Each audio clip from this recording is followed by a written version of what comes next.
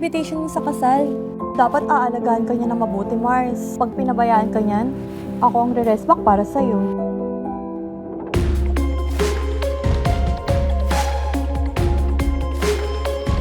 Di ba ngayon ang pasok ng kapalit ni Mercy? Oo. Taga Maynila daw yun. Liberated at kakaiba daw. Hi. Oh, bakit nandito ka pa? Baka kailangan mo ng tulong. Mara nga pala. Lena.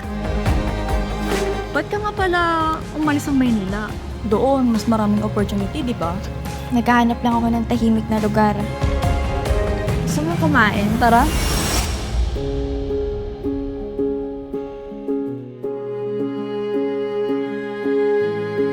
Hoy, walang ibig sabihin yun ah.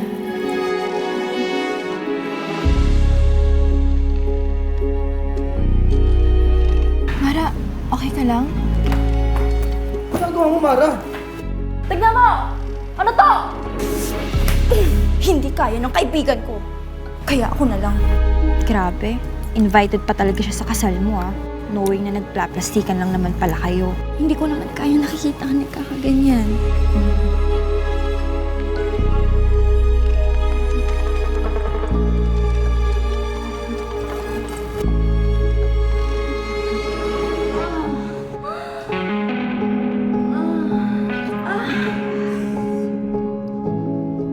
Alam ko nangyayari sa inyo ni Mara.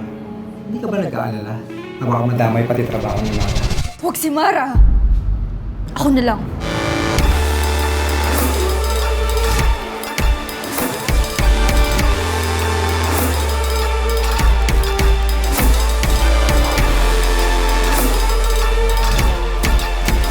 Huwag kang mag-alala.